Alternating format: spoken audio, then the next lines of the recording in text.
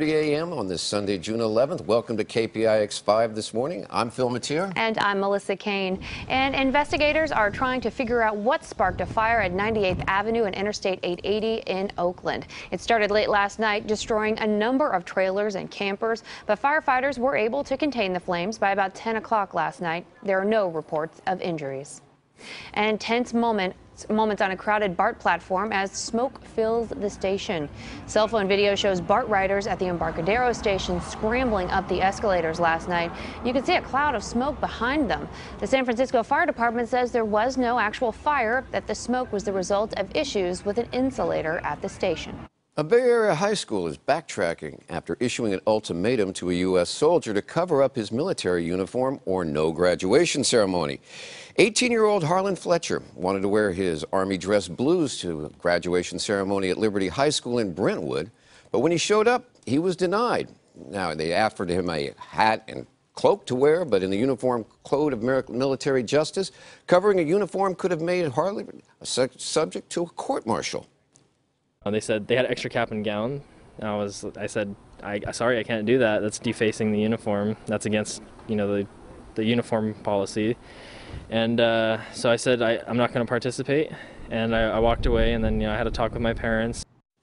The district issued a statement after the incident saying that no slight was meant to Harlan or the U.S. Army. In fact, a little prior notification, and I'm sure Principal Walsh and the site administration would have come to this conclusion before the ceremony.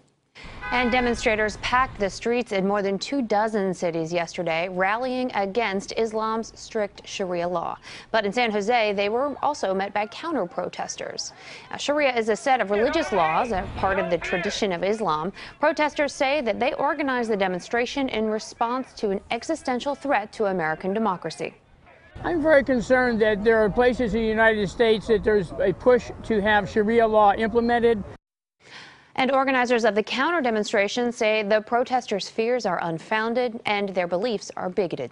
The idea that there are Muslims trying to impose Sharia law in America is absurd. Really, if anything, we're in danger of fascism being imposed on America. Police were on hand to keep the peace, and the two groups did stay on their own respective street corners.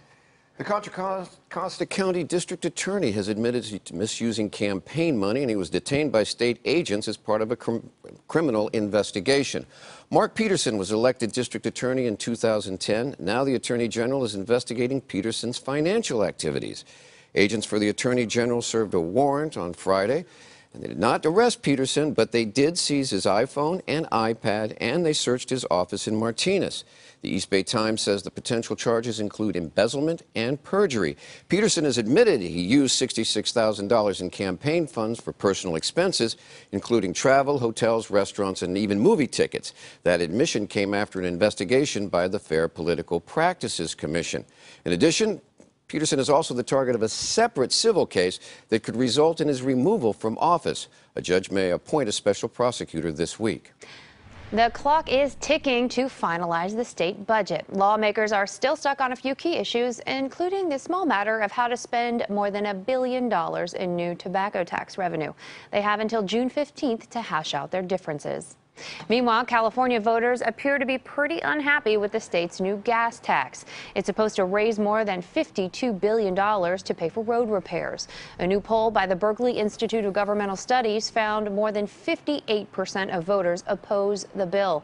39% say they're, quote, strongly opposed, and only 35% approve. The bill would increase the gas tax by 12 cents and raise vehicle registration fees.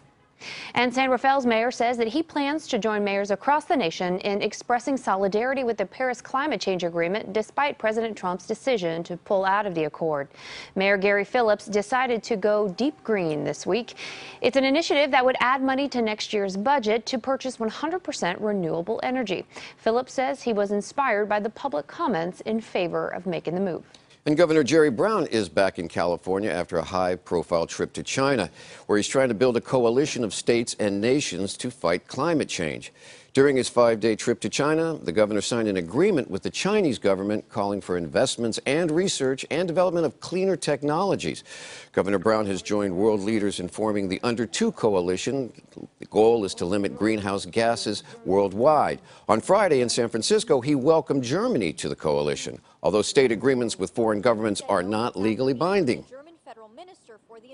There's a lot to be done, and because of the certain lack of focus in Washington, it becomes all the more imperative for the states to take responsibility. California may be a leader in cutting emissions, but the progress has been slow. The California Air Resources Board report found that the state's greenhouse gas emissions had dropped less than 1% from 2014 to 2015.